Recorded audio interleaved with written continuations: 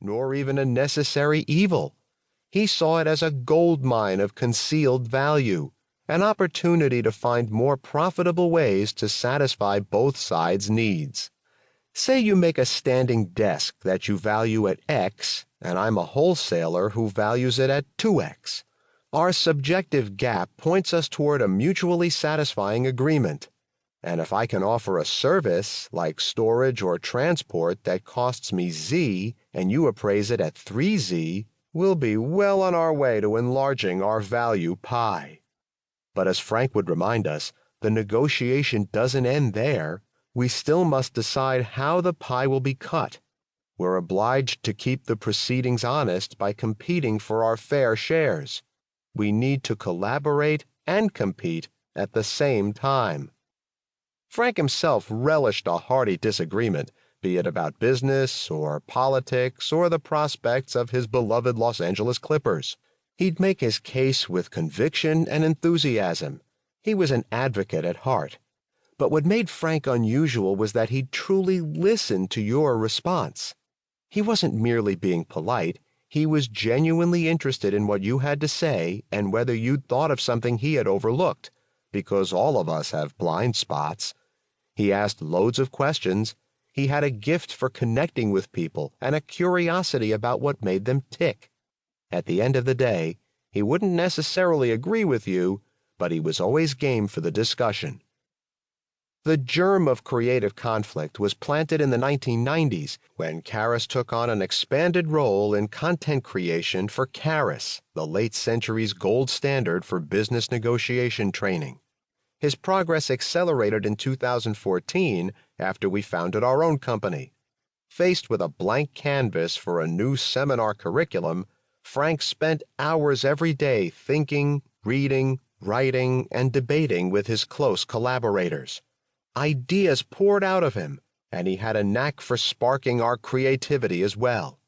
By the time his life was cut short in the summer of 2018 on a winding road in Maui, the content of this book was mostly in place.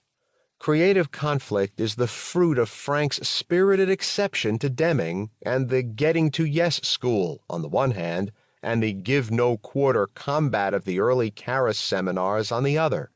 It represents a third way of negotiating, an alternate to fight or flight, a richly textured middle ground. Like Adam Grant's Givers, creative negotiators enhance the process by focusing more on what people need from them. Neither partisans nor pushovers, they think before they act. They hear others out before they speak. Above all, they persist in wondering, what if? In our hyper-connected, relentlessly disruptive business world, a two-sided arena of intense rivalry and deep cooperation, creative conflict is an idea whose time has urgently come. Bill Sanders. Part 1. The Third Way. 1. Negotiating a New Era. There was a time not so long ago when business negotiators followed a simple, linear roadmap. Their job wasn't always easy, but it was reasonably straightforward. Contracts were more or less uniform. Criteria were pretty much standard, with pricing first, second, and third. But that was then. In this more complex deal-making era, we're no longer comparing apples to apples. Modern buyers are eyeing Honeycrisps and Brayburns versus the latest Fuji Golden Delicious hybrid and asking themselves, exactly what kind of apple do we need? And a seller might inquire, is it for eating or baking or juice? Do you want acidity or sweetness? How many days of shelf life? And what about bruising? 1,000 things need to be hashed out, and most of them aren't tied to dollar signs. The art of negotiating is at a watershed.